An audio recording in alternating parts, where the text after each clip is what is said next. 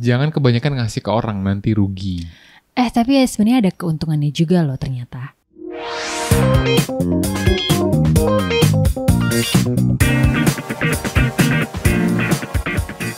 Welcome back to Ems and Homes Podcast. Yes, di mana kita bahas daily things, ketemu research, ketemu buku, ketemu fakta yang seru buat di-share.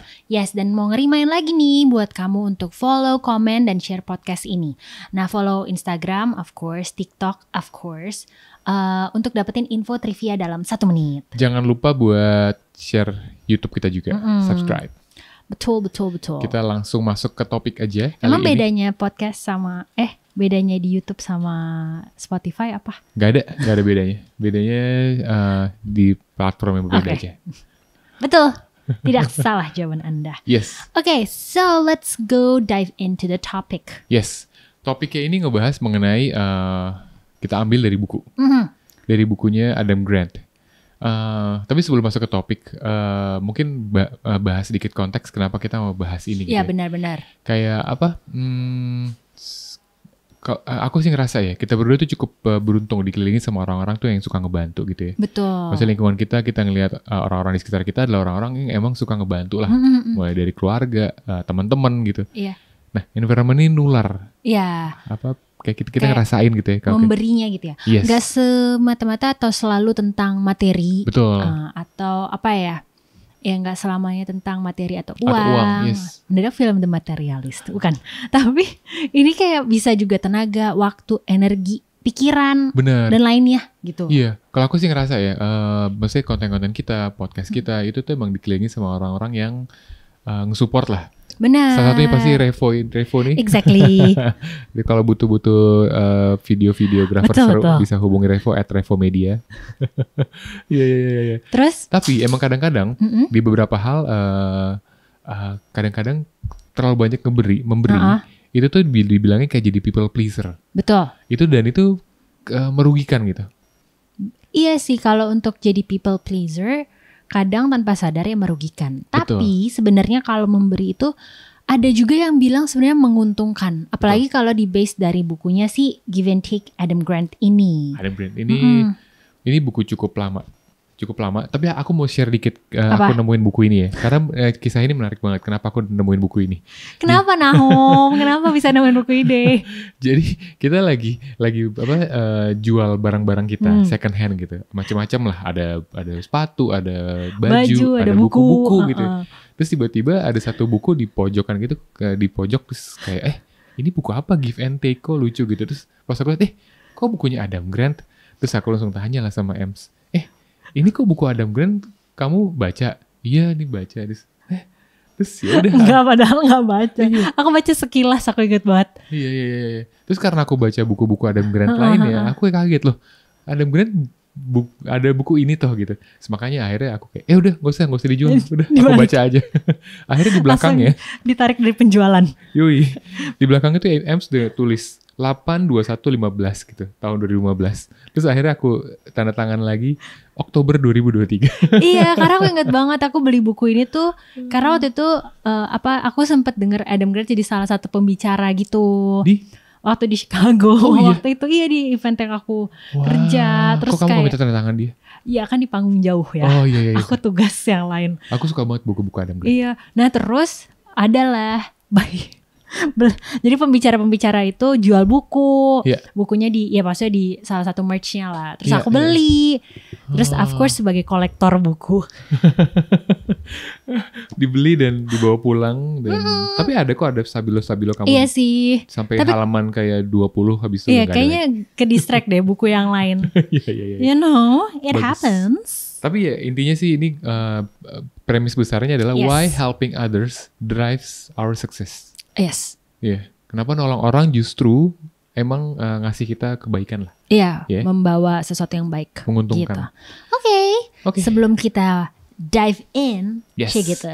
Get your drinks, get your coffee, get your notes, get your pen ready. Yes. Kita mulai pembicaraan kali ini. Topik kita kali ini. Klink. Ting. Galak. Oke, kalau dari judulnya udah ketahuan give and take.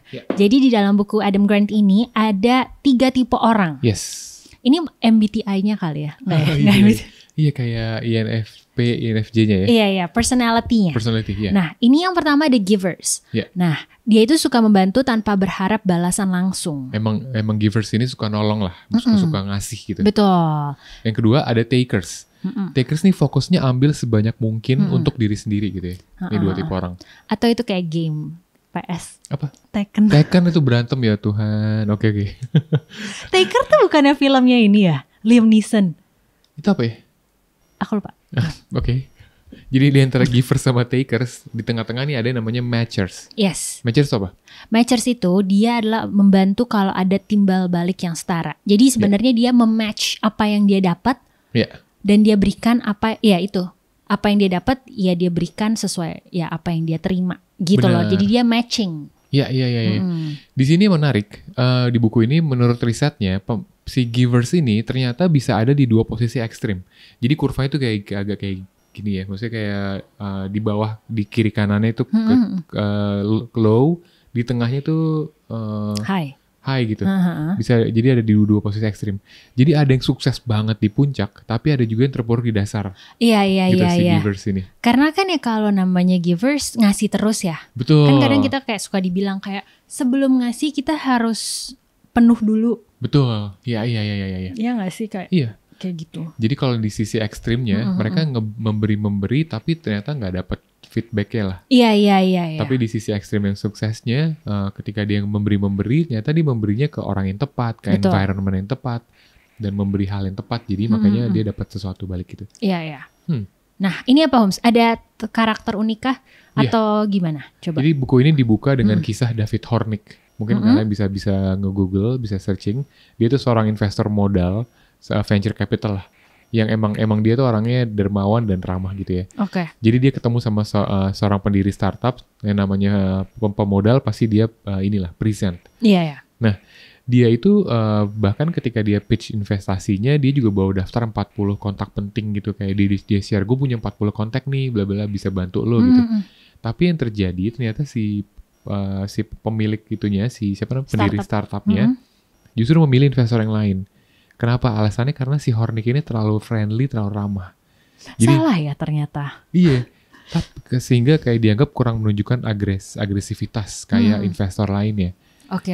Itu mungkin karena image investor atau kayak di bidang itu financial bro, asik.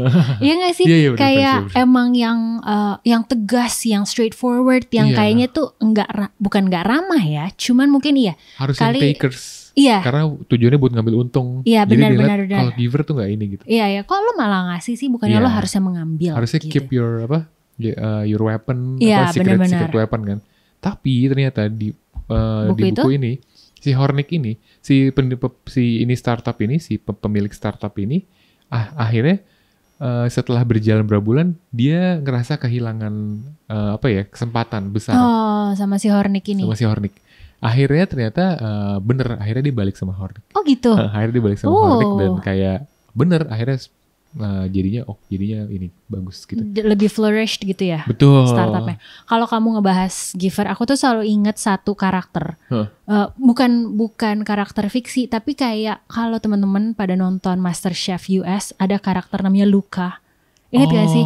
Itu pasti muncul di TikTok. Dulu aku nontonin dia soalnya waktu masih tayang. Wait, yang ada di temannya minta apa itu ya? Iya, benar-benar. Coba kamu ceritain deh. Luca ini kan ceritanya ya kompetisi as you know gitu kan, yang rame gitu. Nah terus dia nih kayaknya udah tinggal 4 besar apa 3 besar gitu. 3 besar. Ini kayak menurut aku 3 final 3 ini jago semua.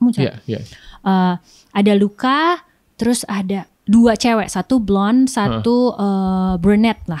Aku lupa. Yang Luca bukan Luca SL. Iya. Jadi dia ini Italian kan, terus Italian gitu. Terus udahlah dia ikut kompetisi. Dia tuh karakternya paling lucu. Kayaknya tuh paling paling santuy, asik. Kayak paling chill, paling komedi gitu. Nah jadi kali semua agak menganggap remeh gitu, kayak underestimate gitu. Karena dia emang terlalu ramah, terus pokoknya friendly banget lah ke semua gitu. Such a comedic person. Nah terus dia kompetisi kan udah bertiga nih. ada salah satu di antara mereka yang perempuan yang blonde, aku inget cantik banget kayak Barbie. Dia bilang ada satunya, jadi berdua nih kan, berarti kan 3. Satu si blonde, satu si brunette, satu si Luka. Nah terus si blonde ini, coba Holmes cari siapa namanya sih? Iya, aku lagi sambil nyari, tapi gue gak dapet ya. Kalau si cewek itu namanya Natasha. Betul. Natasha yang cewek satu lagi. Natasha sama satu lagi si... Coba blonde kamu gitu. Ya Oke, sorry. Ya, kita aku terlalu ini banget ya. Blonde. Christine, I don't think it's Christine. Anyway, pokoknya udahlah dia ini kompetisi kan bertiga. Terus si blonde ini nggak lupa ngambil butter. Iya, aku tahu cerita itu. Terus udah gitu dia lupa ngambil butter. Terus dia nyari dong. Aduh, gue nggak tahu nih, gue mesti gimana. Kayak gue mesti minta deh ke yang lain. Dia pikir si cewek ini karena girl support girl, dia samperin lah si cewek, si Natasha ini. Ini nih Holmes, yang ini nih, cewek ini nih. Iya. Terus dia bilang, gue bagi butter dong. Tapi sama si Natasha nggak dikasih si cewek brunette ini. Padahal di situ ya banyak banget butternya. Kayak ada 3 stack apa 4 stack gitu butter. Terus dia kayak, Oke, ya namanya juga kompetisi ya, dia ngerti lah ya. Maksudnya kayak, oh ya udahlah, lo punya cara lo sendiri gitu. Akhirnya dia nggak manggil Luka karena Luka lihat, terus Luka kayak disiulin gitu kayak digituin panggil. Gitu. Ya nih ambil. Terus dilempar lagi? Iya dilempar. Udah satu. Jessie ya, namanya Jessie. Iya dikasih satu. Terus Luka ditanya. Kok biasa dong kalau si juri-jurinya komentarnya dia bilang gini, wah dia membuang kemenangan, asik deh gitu Luka seolah dengan dia ngasih butter dia membuang kemenangan gitu. Iya. Terus Luka pas di interview dia bilang gini, gue rasa satu butter gue kasih ke dia nggak akan mempengaruhi makanan gue dan makanan dia gitu. Tapi kalaupun sampai tetap gue kalah karena satu butter itu, paling gak I can still see myself on the mirror gitu. Kayak itu menurut aku paling bagus sih. Dia kayak bilang kayak ya emang lu deserve. Maksudnya over satu butter ini kalau lo menang ya. Iya emang lo yang menang. Tapi paling gak gue bisa rasa diri gue proud of myself being a good person. It's very nice though being a giver like that. Terus akhirnya di antara Natasha, Luka sama siapa? Jessie. Juaranya tebak siapa? Ya Luka lah. Luka yang jadi juara gitu. Udah ketebak banget. Iya. Jadi si Adam Grant dari kisah-kisah tersebut dia ngasih beberapa paradoks. Banyak pemberi atau giver itu berakhir di bawah karena terlalu banyak pemberi tanpa strategi. Strategi ini bukan jadi tricky ya, cuma ke orang yang tepat, ke environment yang tepat. Iya gitu. Benar. Tapi mereka pemberi yang ada di puncak karena kebaikan mereka justru ngebuka pintu-pintu yang nggak dimiliki sama orang. Iya. Nah, gimana sih cara memberi yang menguntungkan itu? Nah, kita akan share. Tapi sebelum kita masuk ke poin itu, kita masih ada mau ngebahas tentang yang satu ini. Part 2. Kita membahas kenapa memberi bisa menguntungkan atau merugikan. Jadi kita bisa lihat 2 sisi ini ya. Jadi 2 sisi yang menguntungkan dan yang menghambat, merugikan gitu. Jadi memberi itu merugikan kalau memberi itu menghambat. Misalnya contohnya kalau kita punya 8 jam kerja sehari tapi 3 jamnya tuh habis buat ngebantu rekan kerja. Kayak ngebantu presentasi mereka, cari data buat orang lain, jadi tempat curhat buat orang lain gitu. Itu bagus. Tapi kalau waktunya tuh habis buat itu tuh giver atau giving yang menghambat, yang merugikan. Pernah gak sih kayak kita tuh terlalu sibuk ngebantu orang lain terus sampai akhirnya kerjaan kita tuh terbengkalai. Iya kan suka dibilang kan, sebelum bantu orang lain you have to help yourself. Betul. Atau kayak sebelum ngasih air ke tempat lain kayaknya air kita mesti penuh dulu. Betul. Gitu. Tapi sebelum kita lebih lanjut ya, aku tuh penasaran deh, kamu tahu gak sih di antara 3 tipe orang itu, si giver, taker, sama matcher, di seluruh dunia ini paling banyak apa? Aku pernah baca itu si matchers ya. Betul. Jadi ternyata yang paling banyak berapa kamu sempat tahu? Nggak tahu angka jelasnya. Cuman yang paling banyak itu matcher. Matcher. Jadi orang yang emang dia memberi karena dia transaksional gitu. Iya. Jadi kayak dia take ya sesuai apa yang dia akan dapat. Yang kayak gitu-gitu. Pokoknya emang imbang gitu loh. Iya. Dan menurut aku emang iya sih. Karena kan emang mereka base-nya on keadilan. Betul. Nggak salah. Gitu. Nggak salah. Tapi ternyata si giver ini, ya orang-orang yang suka yang memberi ternyata bisa lebih perform loh. Kenapa? Ntar kita bahas lagi. Catat dulu, gitu. Catat. Nah, memberi ini menguntungkan kalau menjadi investasi. Betul. Nah, misalnya kayak memberi atau membangun modal sosial atau social capital. Nah, ini tuh jenisnya bisa kayak menciptakan koneksi baru gitu loh, membangun reputasi positif. Betul. Atau kayak nyebar dan menanam benih kepercayaan. Betul, karena apa? Trust itu, ada bilang ya, trust itu dibangun nih. Maksudnya artinya emang karena dibangun tuh literally satu dulu, dua bata dulu misalnya gitu. Jadi bukan semerta-merta atau boom gitu. Jadi gitu. Jadi bener-bener di ini banget. Gitu, nah ini yang relate sama matchers tadi itu.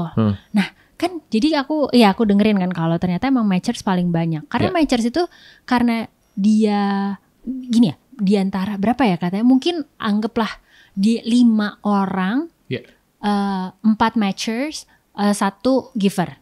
Oh, okay. Misal gitu ya. Jadi bayangin, misalkan si matchers ini karena dia selalu dikasih, dia pun akan memberi. Makanya givernya pun jadi tinggi. Walaupun dia cuma 1 orang. Tapi karena matchersnya 4, karena jadi dia mereka memberi, terdorong buat give juga. Jadi karena emang secara nggak sadar matchers tuh kan emang ya adil gitu. Ya gue dapet apa, ya gue kasih apa. Betul. Nah sama kalau takers, karena dia merasa matchers misalnya merasa kayak gue diambil-ambil nih sama si takers, ya gue ambil juga punya takers. Gitu. Jadi keberadaannya buat balance ya. Iya, tanpa sadar sebenarnya bukan ngebalance, malah membuat givers lebih tinggi.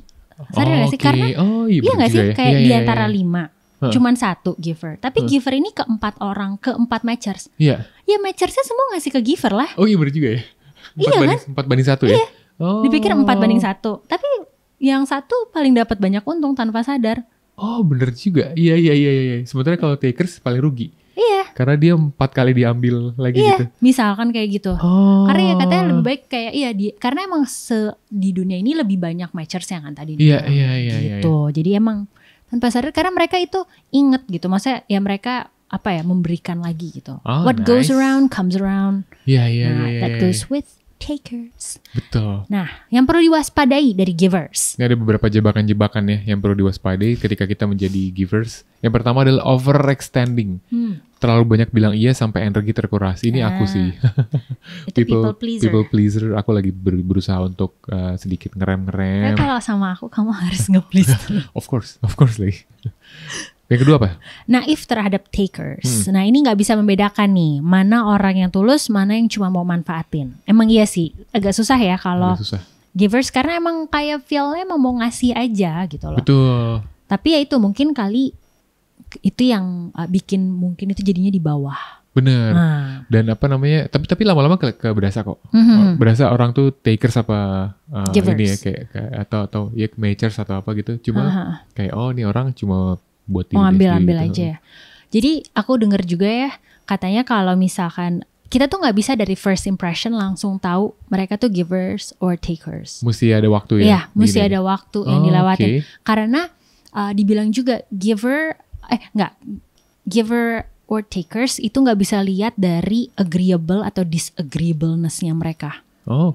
Karena walaupun misal nih takers bilang yes gitu, kayak agree iya. Tapi sebenarnya dia mau misalkan dia mau ambil, jadinya kan fake. Get it. Iya. Faker. Celu. Wow, ada istilah baru.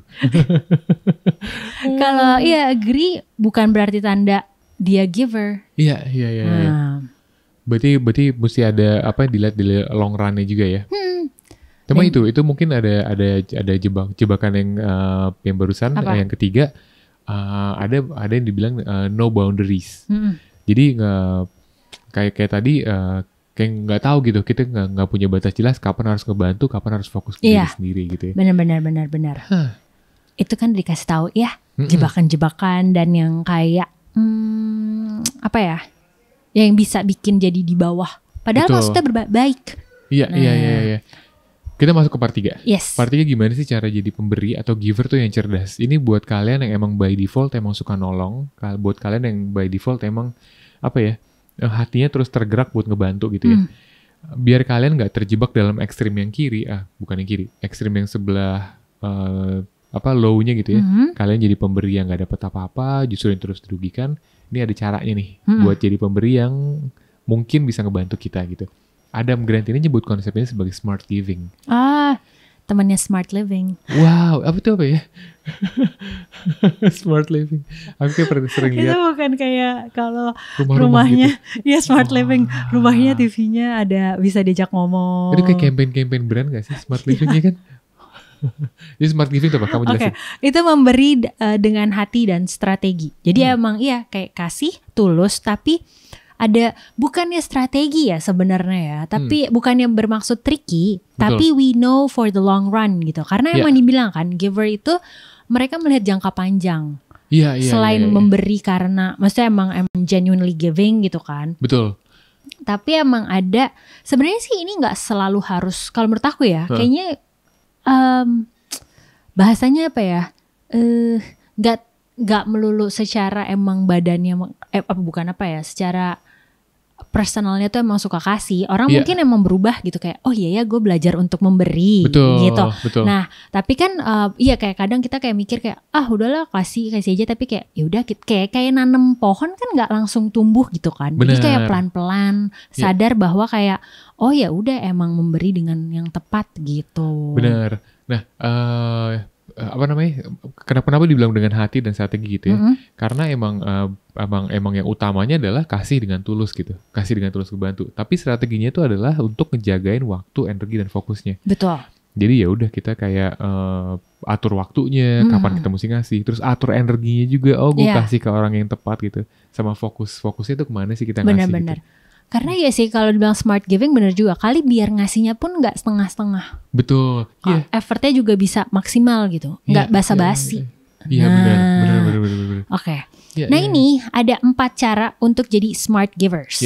Pertama, tetapkan batas, say for boundaries. Bilang tidak itu bukan berarti egois ya. Nah justru itu yang menjaga kita biar bisa tetap memberi dalam jangka panjang. Benar. Nah tadi kan jadi kayak kasihnya tuh nggak setengah-setengah. Iya, fokusnya tuh tetapin fokusnya gitu ya. Jadi mungkin ke orang yang tepat, ke apa namanya, ke energi yang bisa kita kasih gitu-gitu ya. Iya benar. Nggak semuanya gitu.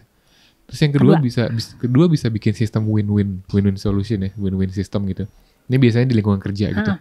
Dia akan memberi itu akan jadi lebih sehat kalau jadi bagian dalam budaya tim. Jadi kayak bukan jadi beban satu individu. Ini aku coba terapkan di kalau waktu di tim kantor aku dulu, di tim marketing aku, kita tuh tiap hari ada namanya sharing session. Sharing session jadi ngebiasain tiap orang tuh ganti-gantian buat tiap pagi sharing sesuatu. Present sesuatu hal gitu. Give something gitu. Kayak bisa ilmu baru, bisa cerita apa, mereka akan sharing gitu.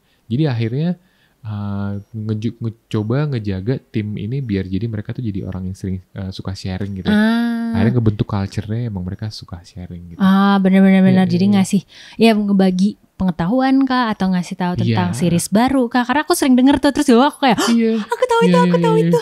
Tiba-tiba misalnya aku sebut aja misalnya tahu Cicin, tahu dibahas mengenai series Koreanya, Alfie bahas Taylor Swift. Terus macam-macam lah, tiba-tiba ada Agus ngebahas mengenai gimana dia pernah kesambar petir. Oh my God. Ada lesson learned. Ardin dan seru-seru lah. Iya, aku suka dengerin kayak lagi Taylor Swift. Iya. Lagi drakor, kita kayak nonton gitu. Nah ini ketiga, waspadai takers. Takers ini, nah kan dibilang biasanya manis di awal, tapi jarang membalas bantuan. Ini ciri-cirinya hanya menghubungi saat butuh atau mengambil kredit untuk kerjaan bersama. Nah, itu dibilang juga ya kalau givers tuh mereka kayak for the long run. Apa sih ya dibilang kayak quote unquote kayak investasi hubungan. Betul. Karena kan itu relate sama ini kan, apa sih ngebuat kepercayaan tadi kamu bilang, trust itu. Terus kalau takers mereka tuh maunya lihatnya hasilnya sekarang. Dia dapat sekarang, bukan mau lihat hasilnya, dia maunya dia ambil karena dia mau lihat hasilnya sekarang gitu loh. Dia mau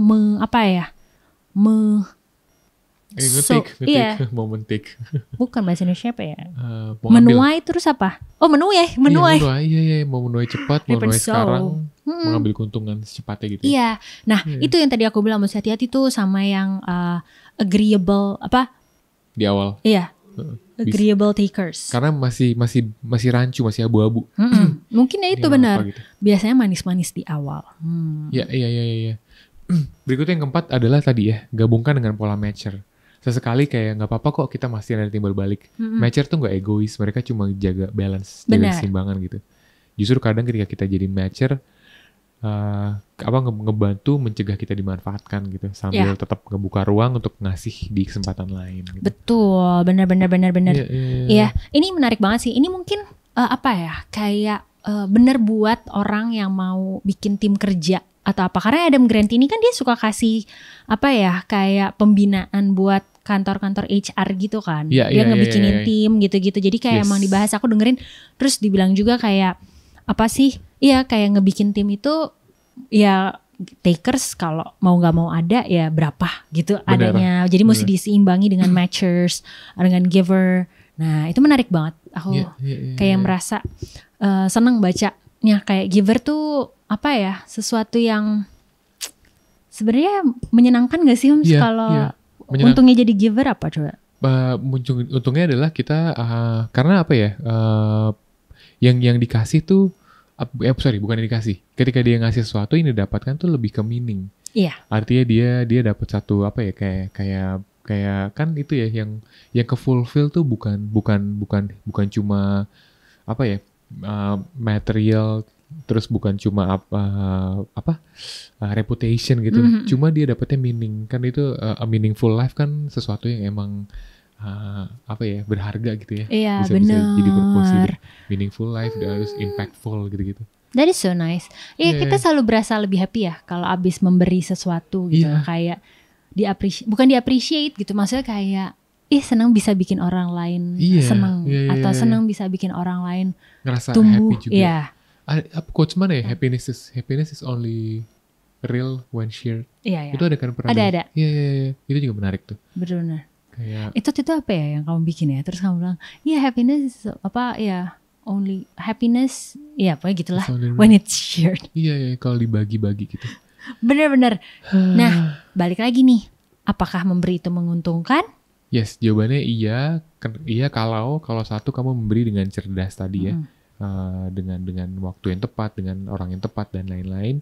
Terus menguntungkan kenapa? In the long run itu tuh pasti apa yang kita tabur itu yang akan kita dapatkan nanti yang kita tuai gitu. What goes around comes around. Kayak dibilang kan matcher kan dia menerima informasi juga ya. Misalkan aku gitu sama kamu terus aku tahu cerita ini dia nggak baik nih taker.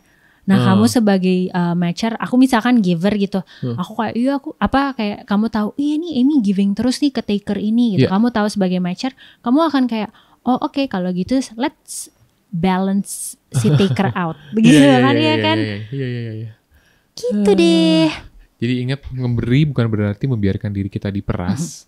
Memberi dengan hati yang tulus tuh dipandu oleh batasan dan strategi yang tepat. Jadi bisa salah satu investasi sosial terbaik dalam hidup. Yes. So I think that's it. That's it. Thank you for listening. Yes, dan jangan lupa untuk beri likes. Benar. Give likes, give comment, give share juga podcast ini kalau kamu suka. Yes, jangan lupa please. pasti give ratings juga. Yes. Yes, please. Thank you. For now kita cuma bisa bilang give. Thank you.